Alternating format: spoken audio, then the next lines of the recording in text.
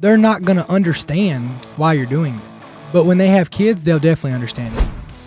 My dad always told me, he said, I don't care what you think of me today.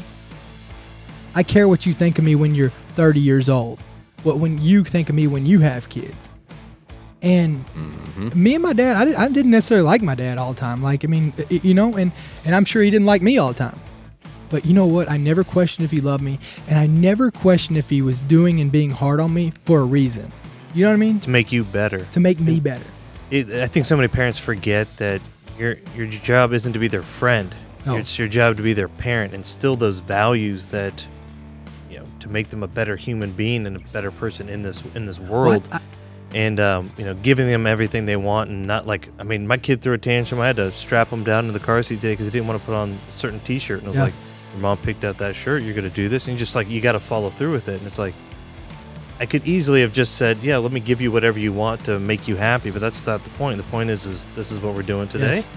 We're going to follow through with it, and you're going to be mad about it, but you get them in the car, and when you drop them off at daycare, happy kid. Well, you're not going to like it, but guess what?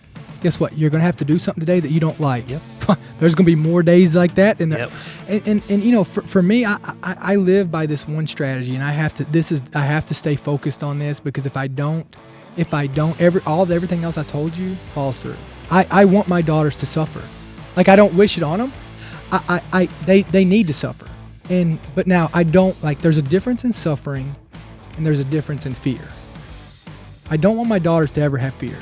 They should never be scared, because guess what? I will be there for them no matter what.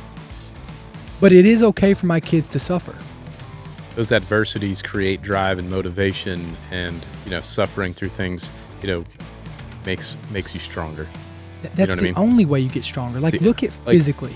Well, yeah, right. In fitness, you got to break down your muscle. You've got to break it down so it can rebuild and get bigger. See, breaking it down is the only way it can get bigger. And every time you push yourself, like if you've never ran a mile and you go run a mile and you run a mile every day for 10 days, well, by the 10th day, that mile's easier. And then you run 2 miles. And so every challenge that my kids are faced with, every challenge, every challenge, I mean, look, I'm not saying I want my kids to ever suffer, so like, right, like I'm not saying that in a terrible way. Like, I don't take it that way, but I'm saying it is okay for my kids to suffer, and they're gonna suffer, and I realize that, and I keep that in perspective, and I always ask myself, are my kids scared, or are they suffering, right? Or are they learning? And like all those things, there's nobody who learns without suffering.